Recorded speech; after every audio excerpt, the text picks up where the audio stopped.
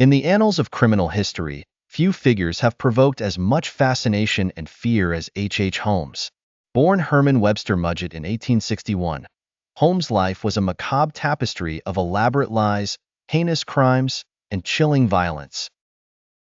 A man of many aliases, he was most infamously known as America's first documented serial killer. Holmes was a charmer and a schemer, traits that allowed him to manipulate and deceive those around him with frightening ease. His early life was marked by a fascination with medicine, which led him to University of Michigan's Department of Medicine and Surgery, where he graduated in 1884. Utilizing his medical knowledge, Holmes conducted numerous insurance scams, often using cadavers to feign the deaths of policyholders. However, these crimes were merely a prelude to the horrors that would earn him his notorious place in history. Holmes moved to Chicago in 1886, where he built what became infamously known as the Murder Castle, a three-story building that he designed himself.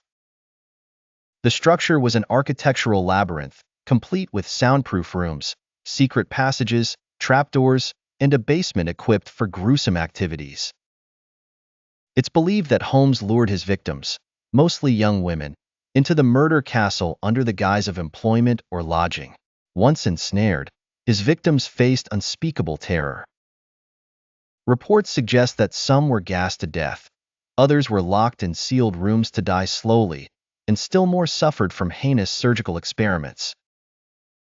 Holmes exemplified a horrifying blend of intelligence and amorality. His ability to conceal his tracks and wear a veneer of respectability made him an elusive figure for law enforcement.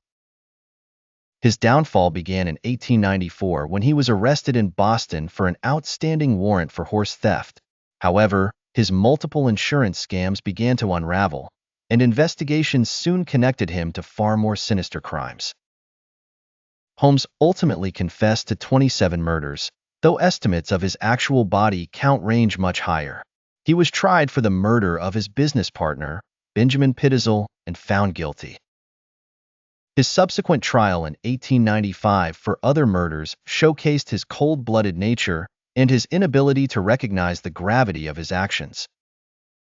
Holmes was sentenced to death, and on May 7, 1896, he was hanged at the Monumentsing Prison in Philadelphia, displaying a remarkable calmness until his last breath. The tale of H.H. Holmes serves as a chilling reminder of the darkest capacities of human nature. His story has transcended its historical moment, serving as a cautionary tale about the seductive power of evil disguised beneath a mask of normalcy.